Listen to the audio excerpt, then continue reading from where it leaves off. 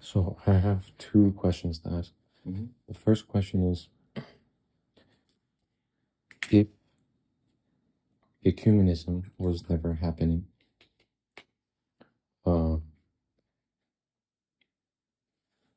would the event of the calendar change cause schism in the church? Okay, the question itself is a little problematic because the calendar change happened with ecumenism in the mind of the ecumenists. So you have to go back a few years before the change of the calendar.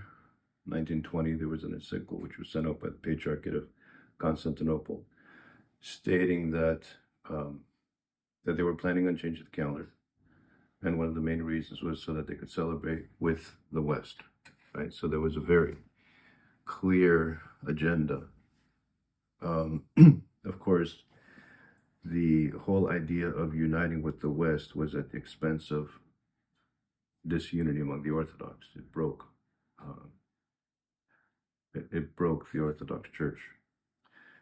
And what happened was also there were other patriarchates which did not accept the change of the calendar. They didn't like it. There was it was sort of the typical situation of just protesting and then just accepting, and then getting to the point of saying it's not dogmatic, and then the old calendars are dogmatizing, and we're not worshippers of the calendar, and so on and so forth. But this is typical, which is what you see among many of the modernists, or even the so-called conservative modernists, that they say we have to protest. And they think that people are going to listen. Like the bishops aren't changing; it's getting worse. And they talk about discernment, but they don't see the handwriting on the wall, and there's a lack of discernment. So the change of the calendar was closely linked to ecumenism. But we can say this: we believe in the Catholicity of the Church. So if the entire church came together and made a decision, the church would have to accept that decision. Which of course proves that we are not worshippers of the calendar. But we see that the calendar change had a whole purpose, and that was the purpose. And then obviously it came to the point of the lifting of the anathemas of 1965, and then the local churches became part of what's called the World Council of Churches, which has its own ecclesiology, as the World Council of Churches states in its own, it gets its on their own webpage. So the calendar change is closely linked to ecumenism. So this is my second question, if the calendar change never took place, but ecumenism was still going on and progressing as it is today, would that also cause schism in the church? The problem is that, as I said, all of the local churches became part of the World Council of Churches. And you have a very unique situation today.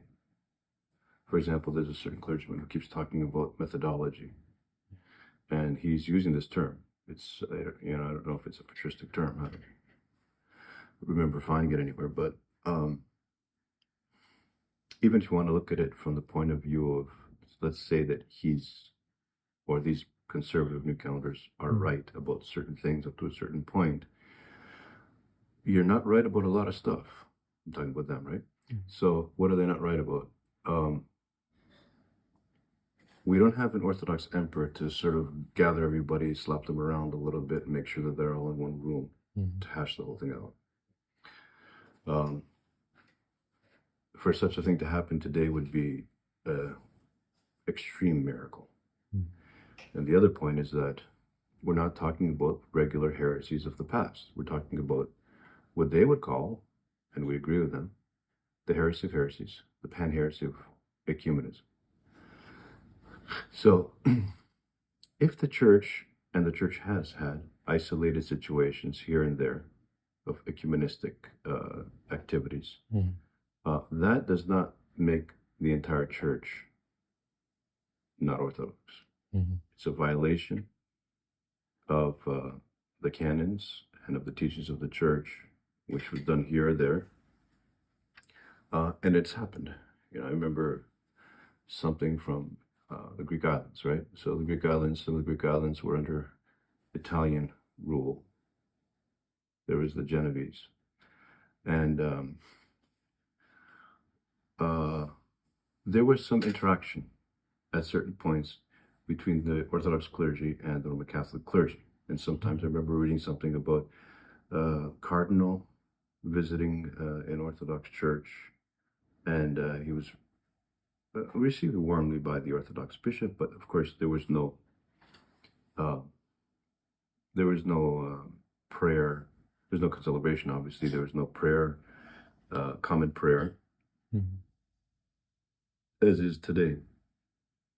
And it's so obvious today. It's so open.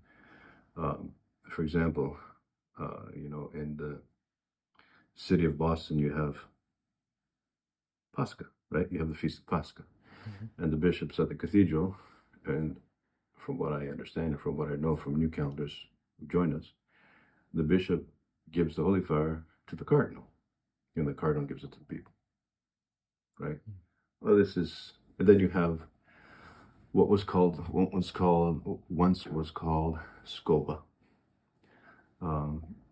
Their dialogue with the Roman Catholics. This represented basically all the Orthodox churches here of America, modernistic jurisdictions, stating that a common statement which basically said we can't talk about the heresies. We can't call each other heretics with regards to the Holy Trinity. So it totally ignores the filioque. Mhm. Well, this is a common document of all of the local churches here in America, and apparently we're not supposed to. Apparently it's like, don't worry about it. So it's one thing after another thing after another thing. And now we've gotten to the point that many new calendars used to say we can't do anything until there's a common chalice between the Orthodox and the Roman Catholics. Now they've come to the point where some of these same people are saying, even if Mhm. there is a common chalice, we still can't separate. Mhm. There's no end to this.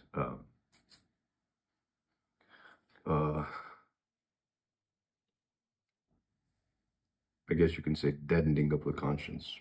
Mhm. Then you have the voice of the fathers, which say flee heretics, and then you have the voice of other people saying don't flee heretics.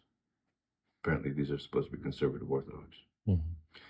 Um, so, um, if there are isolated situations of ecumenism here and there, the entire church does not fall. Mhm. But you have the entirety of local churches being part of the World Council of Churches, and it's a big problem. I've heard that Bulgaria and Georgia are out, and I think that Bulgaria actually wrote some type of a statement that's all positive. Mhm. I hope it comes to something. But as things stand now, it's a big problem, and you're dealing with something which has never happened before. Mhm. I repeat, it's not just a heresy here and there that is spread from among certain clergy, but it's en masse. Mhm. That's your question.